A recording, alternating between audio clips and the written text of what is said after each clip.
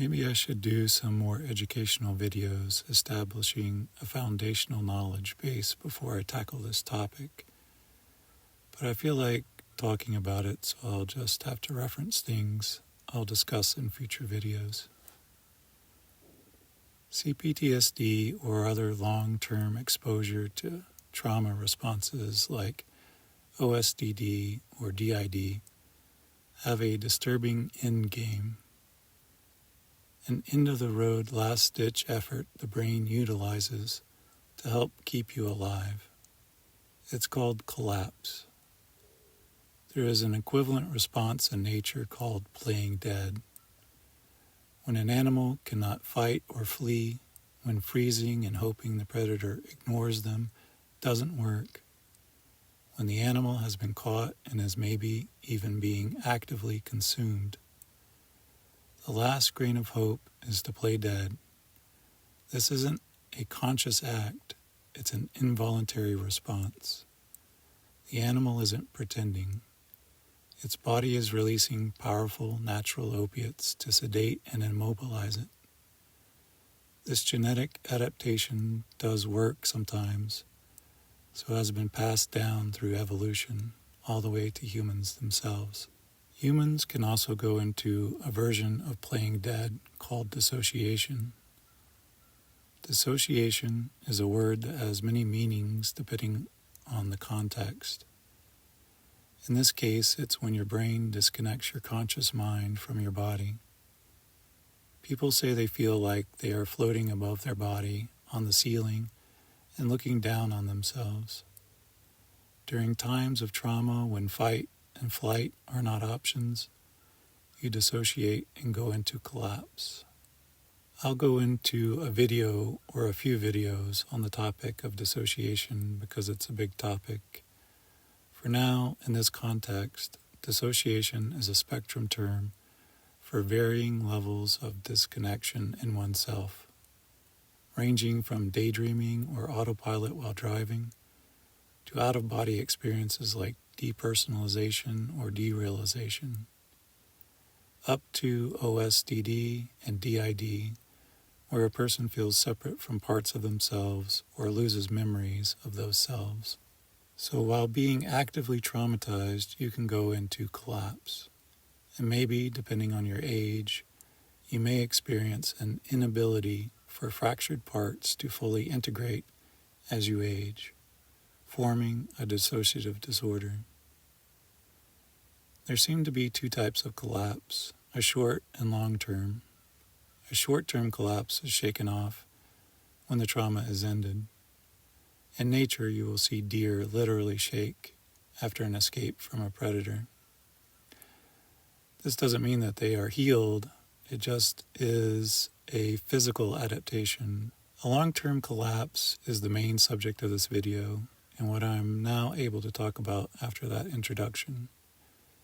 Long-term collapse shares similarities to short-term collapse, except you are able to move in and out of its most severe effects, and for brief times do small acts to maintain very basic life essentials. I'll use my own personal life experience to illustrate what this looks like. When I was a kid, I went through horrible criminal abuse, not just once, but repeatedly and in various forms for many years. This led to me developing structural dissociation, where parts of me put up walls from other parts.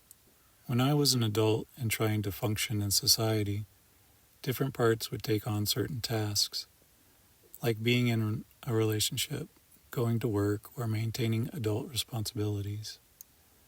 I also had traumatized parts that would need to express themselves, and they would do so in ways that were destructive.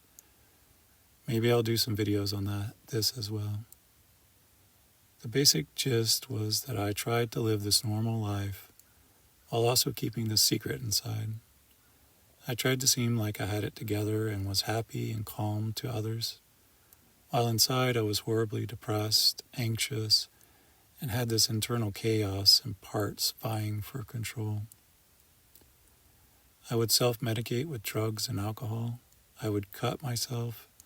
Some parts would go out and put us into very dangerous situations, that I'm not sure how we survived. It was like being on fire but keeping a calm, happy smile on your face. It was going to work with 2 broken arms and not complaining. It was wanting to scream and cry and go into a frantic state, but maintaining a calm, expressionless face. I would try to function in society and be and do what was expected of me. I would do this for as long as I could, but eventually the pressure was too much, and I would break. I would go into collapse. In collapse, your brain takes over and says, I don't care what you want or what they want, this is what we are doing, not much of anything. In collapse, you become the living dead. You no longer have hope or fear or sadness or anything. You want nothing, you feel nothing, but you don't mind. Your body pumps you full of natural opiates called endorphins and enkephalins. Endorphins are powerful, naturally occurring chemicals that act similarly to morphine. Beta endorphins in particular are released in response to stress and pain. Their main function is to produce analgesia, or the inability to feel pain, which can be critical for survival in life-threatening situations. This numbing effect applies to both physical and emotional pain, contributing to the dissociative state often experienced during collapse.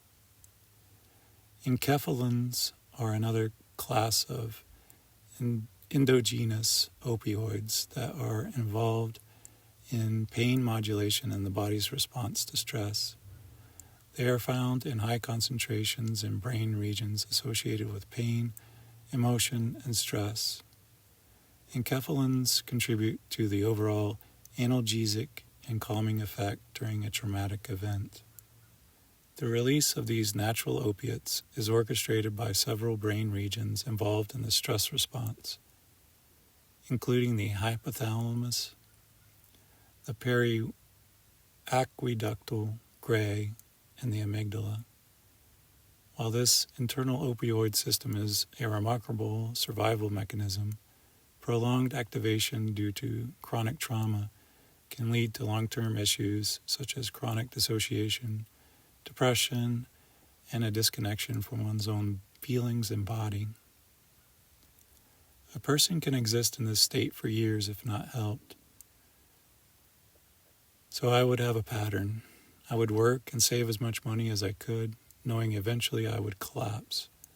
I would lose my job, my girlfriend, my house, my life. I would even typically lose my dog. I would be left alone to live in my car. I would sit and rot alone, day after day, month after month, living as cheaply as I could, waiting for the time where I could function again. This last bout lasted 5 years. 5 years of my life are gone, with nothing to show for it. I am not the only one dealing with this. Many others are as well. I hope they have people that care for them, because this is very difficult to survive while homeless in poverty.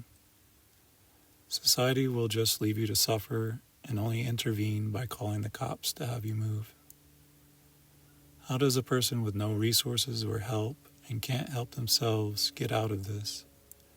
That is a problem I have spent many years of research on. It's not an easy answer.